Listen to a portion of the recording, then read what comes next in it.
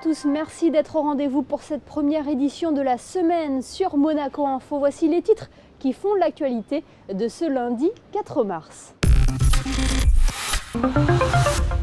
Vous l'avez peut-être remarqué en vous baladant au pied du rocher, le premier abri voyageur smart et connecté a été inauguré ce matin. Vous en saurez plus dans ce journal. Quand rêver et réussir sont compatibles, c'était le thème de la soirée organisée dernièrement par l'association Studasco à la Maison des Associations. Et enfin, en vue d'une mission à Vienne qui aura lieu en mai, le Monaco Economic Board a présenté les atouts économiques de l'Autriche lors d'un déjeuner-conférence. Reportage à retrouver dans ce journal. Le premier abri voyageur a été inauguré ce matin à quelques mètres de la place d'Armes, un espace qui s'inscrit totalement dans la transition numérique de la principauté. Sandrine Nègre vous en dit plus. Les représentants du gouvernement princier, de la mairie, de Clear Channel et de Monaco Télécom étaient réunis à l'occasion de cette étape importante franchie dans le cadre du programme Smart City Monaco. Pour rendre la ville plus durable et attractive, les technologies liées au numérique doivent servir 3 domaines, mobilité, cadre de vie et planification urbaine. Cet abri voyageur connecté est donc une illustration des actions menées en ce sens. Et c'est notre premier acte visible et cohérent pour la Smart City. On veut que ces abribus soient pour Monaco de véritables totems de la Smart City, des outils de discussion entre la population et les différentes administrations, des outils d'expression, des outils ludiques. Ces abribus connectés, intelligents, même si ce terme est parfois un peu galvaudé, des abribus qui font plusieurs choses en fait. La première chose, c'est des abribus qui augmenteront la connectivité de la principauté, que ce soit pour les habitants de Monaco ou les touristes, avec 2 heures de Wi-Fi gratuit qui sera offert au début en 4G puis en 5G pour l'ensemble des gens, 2 heures par jour. C'est des abribus qui permettront aussi une meilleure interaction avec des bornes tactiles qui permettront à la fois d'avoir des informations sur la principauté, des informations pour se déplacer, des informations sur les manifestations en principauté. Et enfin, ce sera des vecteurs de communication avec des messages et des vidéos pour expliquer et partager Monaco avec l'ensemble des millions de gens qui fréquentent la principauté chaque année. Il s'agit là de la 2e mise en concession de la part de la mairie qui a le monopole de l'affichage sur voie publique. Action qui s'inscrit, à rappeler Georges Marsan, dans l'élan de modernité déjà initié pour favoriser l'image de la principauté. 33 abris voyageurs présents sur le sol monégasque seront au total équipés et donc connectés afin de proposer des dispositifs de communication extérieure et un système interactif. On est très impliqués puisque en fait, notre métier c'est d'installer des équipements dans la rue et de les rendre de plus en plus intelligents, donc de les digitaliser. Donc aujourd'hui on va inaugurer un mobilier urbain qui est très intelligent, où il y a de l'information, il y a des images animées et il y a des jeux, bref, un lieu où il se passe quelque chose et qui n'est pas simplement un lieu où on s'abrite pour attendre le bus. Les nouvelles technologies se mettent aussi au service de l'environnement, au cœur des préoccupations, puisque des capteurs sont présents. Ils poursuivront un objectif, permettre de mesurer la qualité de l'air. La jeune association monégasque Studasco a organisé un meet-up la semaine dernière autour du thème « Quand rêver et réussir sont compatibles ». Pour l'occasion, des créateurs d'entreprises, des passionnés ou encore des coachs en optimisme sont venus livrer leurs témoignages. Un échange parfois source d'inspiration. Le reportage de Charlotte Moreno, d'Orazio Gagino et de Louis Borgia. Cher public en délire ? Voilà une conférence motivante sur la forme comme sur le fond. Quand rêver et réussir sont compatibles, c'était le thème du meet-up organisé par l'association Studasco. Le but, donner les clés du succès pour une réussite personnelle et professionnelle. Des conférenciers issus de professions différentes ont livré des témoignages motivants, parfois percutants, et n'ont pas oublié de vanter les vertus de l'échec. C'est pas compliqué, c'est pas difficile si on est persévérant, si on a un rêve, si on y croit et si on lâche rien. Et c'est ça que je vais leur dire tout à l'heure, c'est que j'ai eu leur âge, j'ai eu 27 ans et que j'ai eu des rêves, j'ai eu des réalisations et j'ai envie de leur dire allez-y, foncez, la vie est belle. Étant donné que j'ai été avant sans abri, c'est-à-dire que j'ai été dans une situation où je doutais énormément de moi et de mes capacités. Et aujourd'hui, le fait d'être là aujourd'hui, j'ai l'impression, c'est le sentiment que j'ai, de pouvoir tendre une perche aux autres en disant qu'en fait, on a énormément de capacités, sauf que généralement, on doute énormément de nous en fait.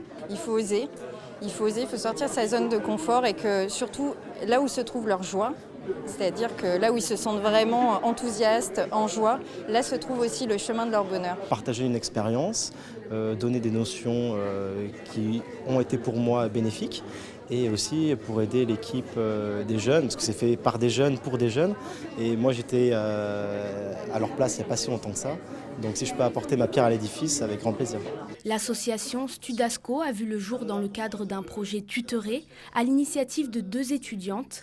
Elle perdure aujourd'hui en s'investissant dans le milieu caritatif et en créant des événements pour aider les jeunes. On aurait voulu peut-être à un moment donné de notre vie que quelqu'un nous donne des conseils et nous dise voilà, peut-être tu devrais prendre ce chemin, moi si j'étais à ta place à ce moment-là je ferais ça. Et du coup, c'est ce qu'on veut apporter nous, nos jeunes maintenant, si on peut le faire. Quand j'étais à l'IUT, j'avais une enseignante qui était conférencière et donc il y avait un réseau de conférenciers. Grâce à elle, on a fait un appel à intervenants et en fait, il y a des personnes qui se sont manifestées pour participer à cette conférence ce soir. Et après, on a fait un choix. En fait, on a choisi de diversifier un petit peu, mais tout en restant dans le thème de l'optimisme, de la positivité, etc. Même si la cible initiale était un public étudiant, entrepreneurs, jeunes adultes ou de simples curieux sont également venus s'imprégner de bonnes paroles.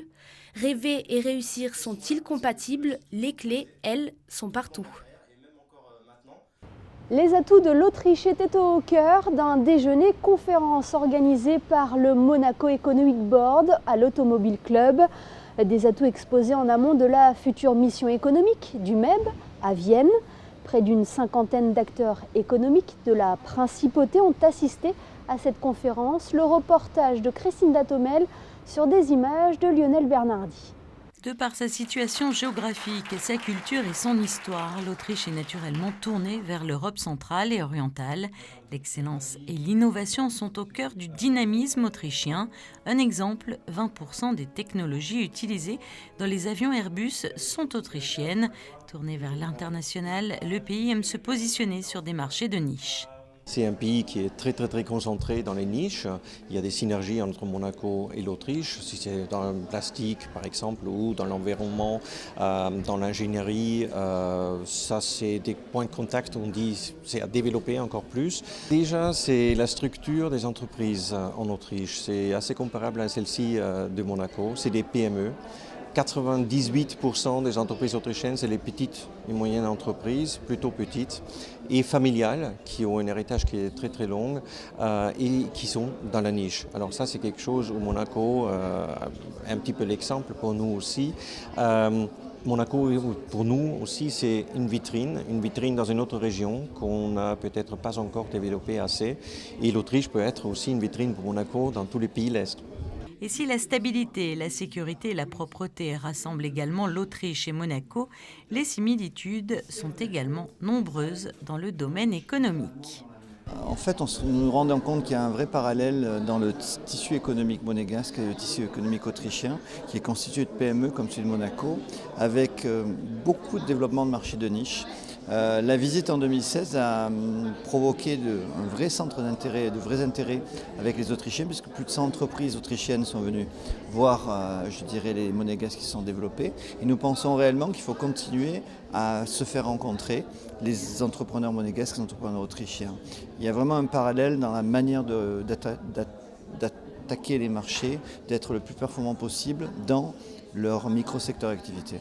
Avec ses 8 700 000 habitants, l'Autriche est le 4e pays le plus riche d'Europe, a bénéficié d'une croissance soutenue au cours des dernières années et arbore un chômage quasi résiduel.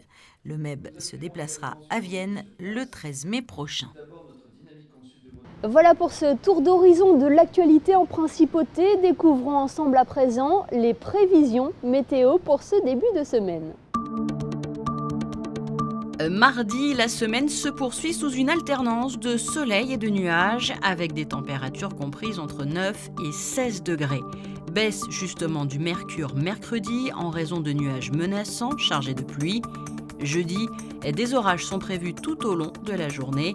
Bonne nouvelle pour vendredi, retour du soleil avant un week-end assez nuageux. Ce journal est à présent terminé. Merci de nous avoir suivis. L'information continue sur notre site internet et nos réseaux sociaux. À très bientôt sur Monaco Info.